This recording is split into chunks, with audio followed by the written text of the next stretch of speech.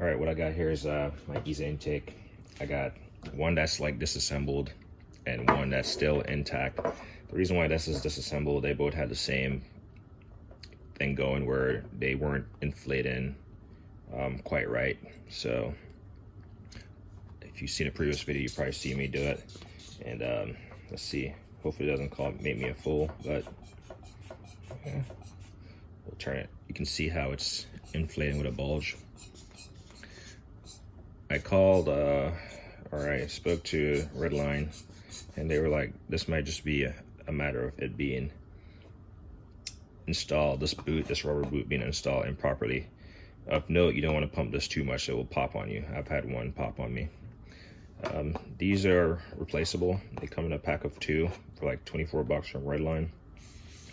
And they were nice enough to send me a set out.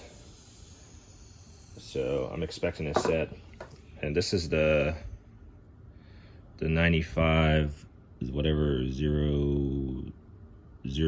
95 0082 model. I have the other one that has the red banner around it. I asked them if the boot will fit both of them, and they said yes, it will. So also, I have this one this is the one that popped.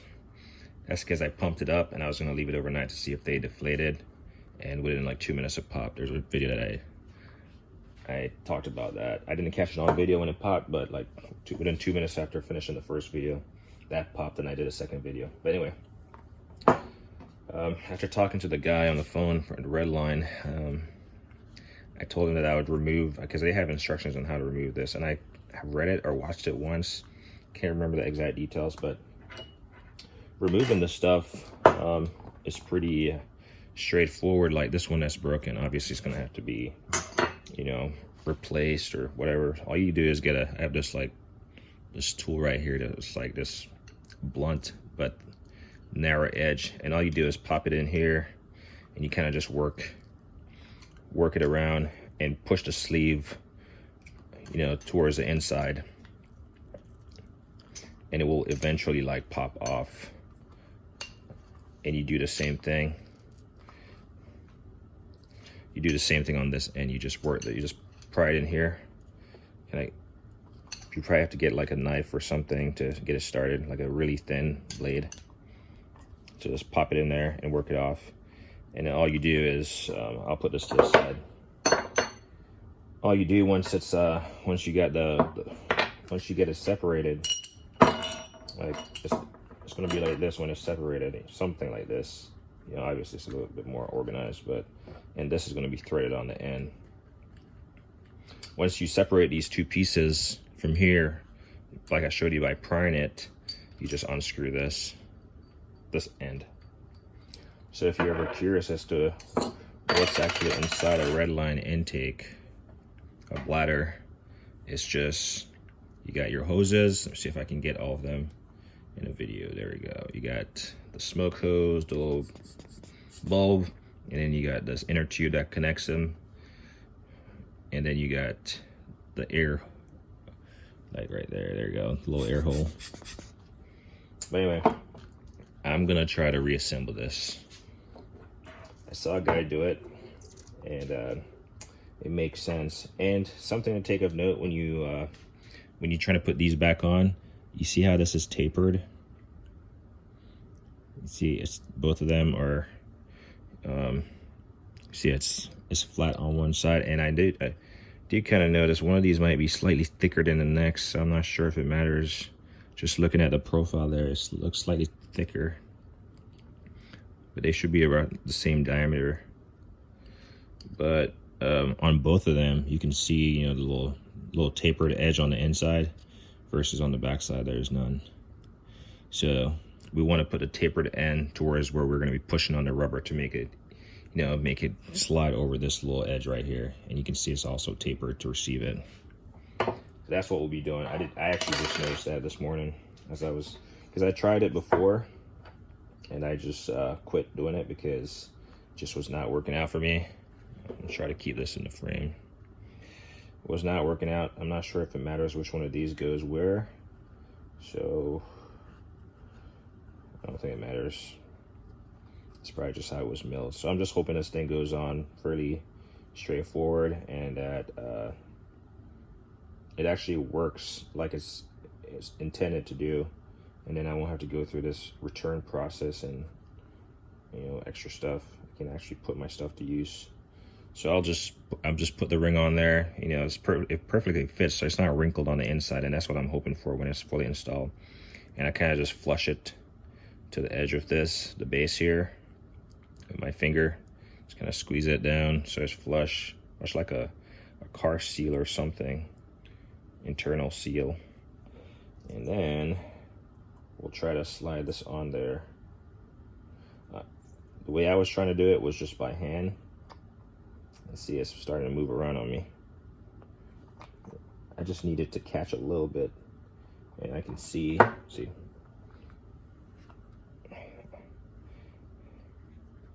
Like I said, Redline does offer instructions, but I'm gonna try this without referring back to the instructions because I only saw it once before I had this issue.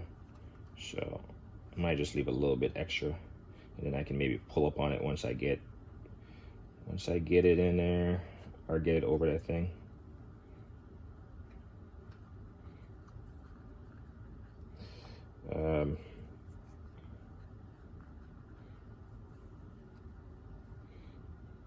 I mean, this is ingenious that they had a little lip, but I'm pretty sure they have some kind of manufacturing process that they use to make it more efficient instead of like dealing with this. So what I want to use is that, so this, once I'm installing the bottom piece, I'll be able to like put it down on the flat surface, the back side of this. It's going to be flat, you're going to see that. But because this has the tube right there and I can't really remove it, I guess you could. It's like a hex type. You can't really see it because it's not good adequate light, but you can see it's like a hex type light. So you'd need like an O2 sensor socket type deal, which I do have some of those open end sockets. I don't think it's big enough to fit around the tube. Like that we'll try this again. And I clearly is that it? Yeah, that's still the tapered edge. Because if you're pushing against the edge that's not tapered, chances are it's gonna be really hard to go on, if at all. I just want to make sure. Ooh. So when you're putting it on, here's what I just learned. When you're putting it on, just let a little piece of the rubber get itself exposed. So it pretty much goes over this first little like lip.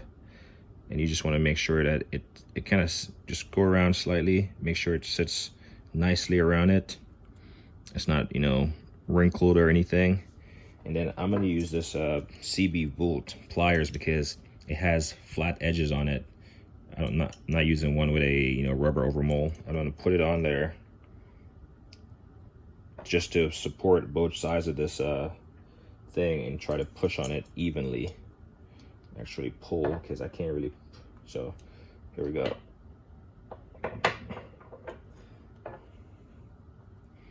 This might be a little bit more difficult than I thought.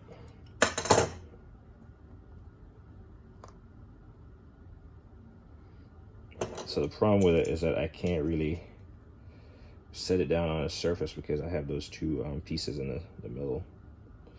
So I have to like, I just wanted to get it going partially. If I can get it going partially, and I mean, you might say put it in a vise or something. See, I have this little wrinkle on this side right there. So I'm not sure how that's gonna turn out once I push it down. So this is what I'm saying. I can't put it down on here and push at the same time. You know what I'm saying? You know what I'm saying? You know what I mean? You know what I mean? Yeah. Maybe if I turn it, maybe if I try to screw it, it will kind of catch a little bit.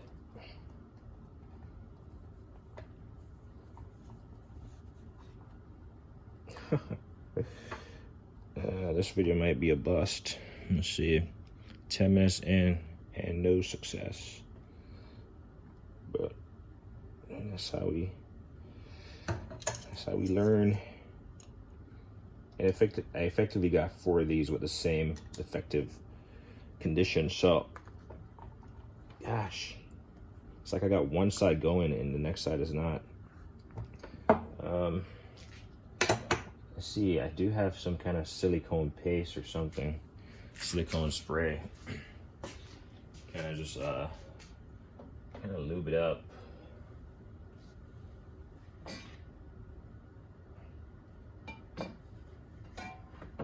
Industrial degreasers. I do know I have some kind of, what is this?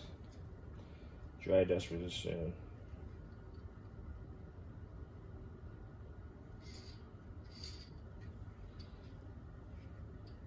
Yeah, this is safe for rubber. I don't want to put it on there.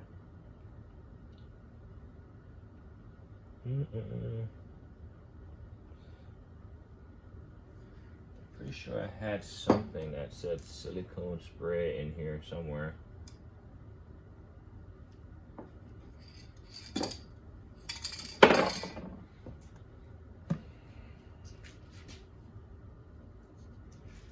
Some kind of lubricating compound or something. So we're gonna apply some of this stuff on here. I've used this stuff before. I forgot what I use it on, like the weather stripping on my car or something. Just want something to lubricate it, so you know, ease the friction of what's going on right here.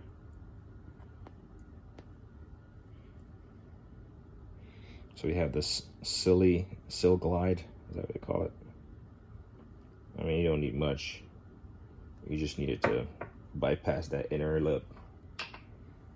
If I need some more, I'll try, but I doubt it. Make sure it's still smooth on the inside.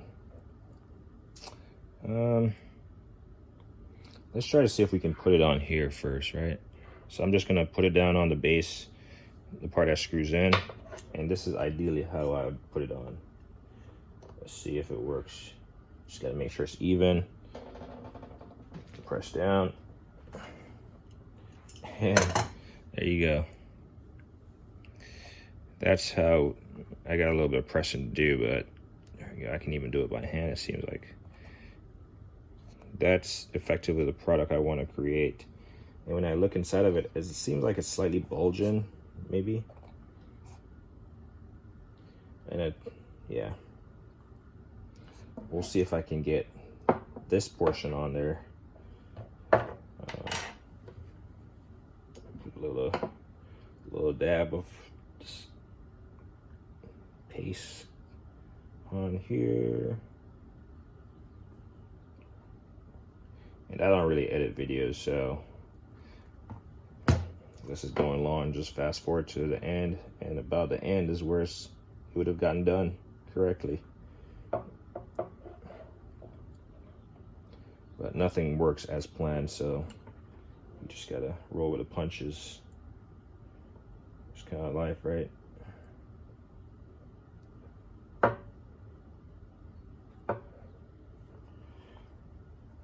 And now, because this has this little bulb up here, it's slightly heavier, so it's just makes it a little bit awkward. Ooh, okay, so it looks like I can slide this rubber piece over as much as I can, so I don't have to deal with it. Just slide it over it. And now, just because I have that little thing on it,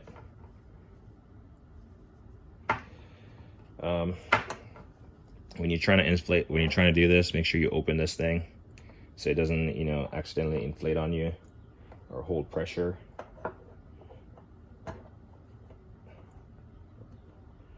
That's what I should have done before. Slide it over. Now it looks like I'm having a hard time because I might have, this might have an extra, I can see like extra gap in there.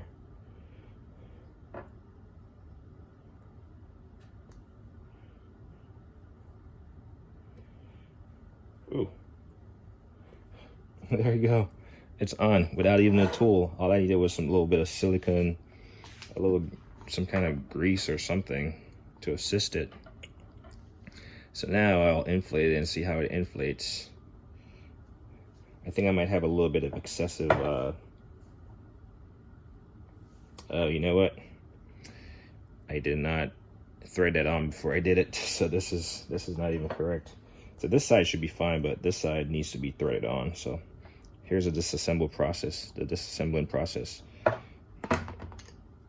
So I got it on there, but now I can't like thread it on, so it's kind of pointless.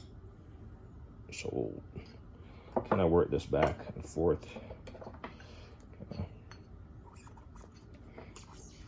Just do that.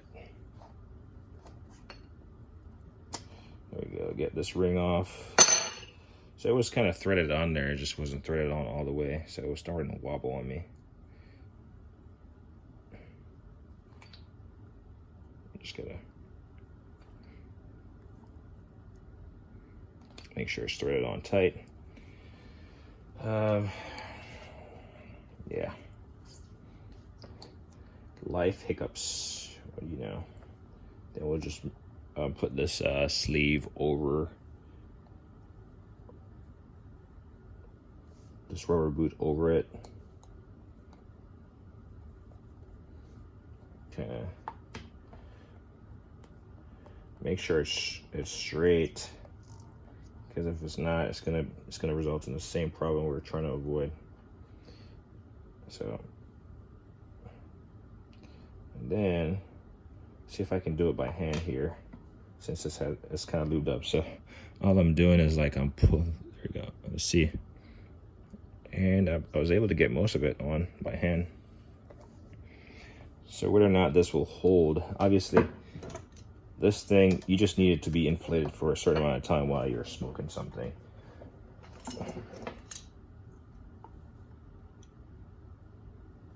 Yeah, I got a little bit of rubber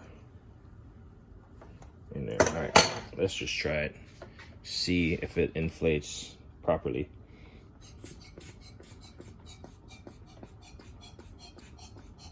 Nope.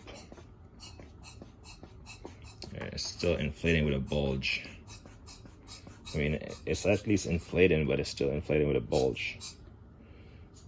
So the rubber might just be defective at this point.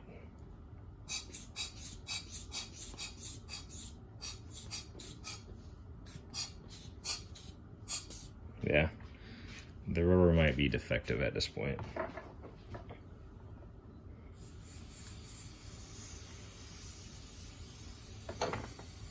I was hoping by removing it and reinstalling it, it would have worked, but clearly not. I think out of the 4 of them I have, this one might be the only one that actually inflates like it should.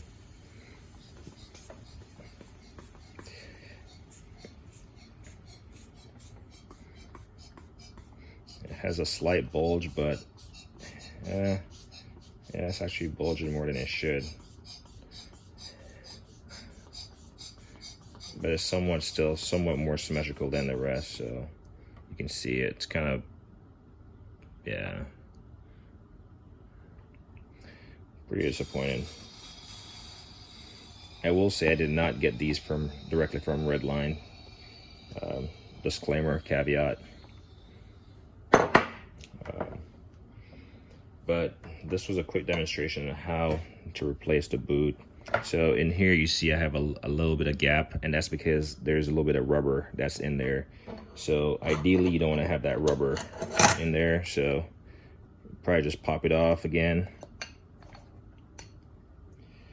and kind of, I don't know if you can pull on it. You're not going to be able to pull on it. Probably break the rubber seal. Yeah, you can see the rubber was folding over. So you just want to have enough on there.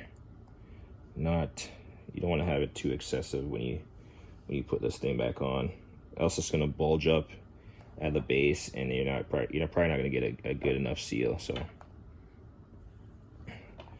So yep, I removed it. I reinstalled it by removing the excessive rubber bladder that was down at the base of it. And let's see if this does anything. I don't know, maybe.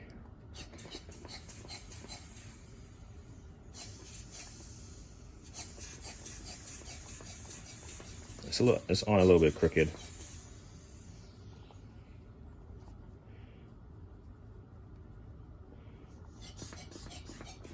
It's on a little bit crooked.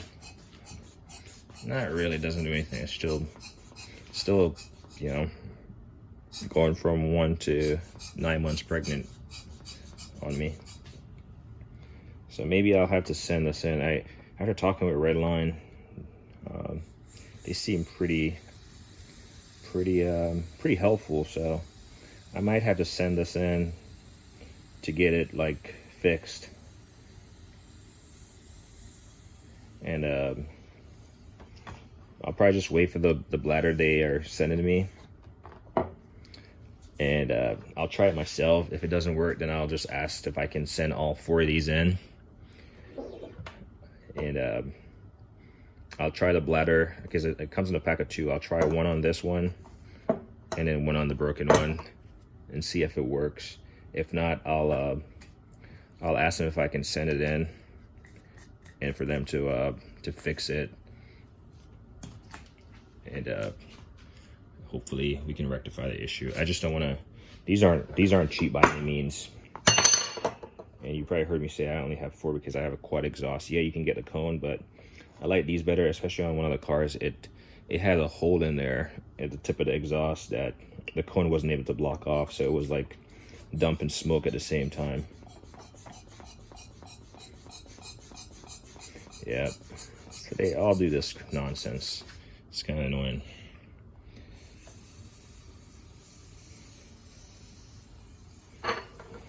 But this was more so how to replace the booth. Like I said, get a small tool and pop it in between this little groove right here and kind of work it back and forth. Work it back and forth till you get it off. And once you get it off, the end cap opposite this cord kind of unscrews, and you can remove the entire unit. When you're reassembling, ensure that the tapered edge of these, like silver, or I imagine the red ones are also tapered, ensure that it is actually facing outside of the unit, facing opposite direction, pointing outwards. And that is the first part to contact the rubber once you're installing it. It just allows it to slide over it. And like you saw, I was using a tool to press on it. This end would have worked because I could rest it on the surface and then, kind of press on it, like that. It could work out, whereas this end is not going to work out because I got the cord in the way. You saw after I applied some not silica, but some kind of lubricating compound to just allow it to slide more easily, I was able to do it by hand. Didn't really need a tool. And that it shouldn't cause any effect. Just make sure whatever you're using is safe for rubber. Like this is for automotive application. Spark plug boots, protects battery terminals, stop fan bell squeaks, prevents window stripping from sticking, freezing, removes squeaks from window channels. I probably have to do that because one of my windows is squeaking, so this is good to know. Latches pad, brakes pads, and lining. So yeah, this is pretty nice. You don't have to get this brand, but you can get something else you have. Like I said, I reached over there and found something that has some kind of lubricating properties and wasn't bad for rubber. And then yeah, you just slide it back on, and hopefully it works for you to where once you try to inflate it, it's symmetrical. What else did I run into?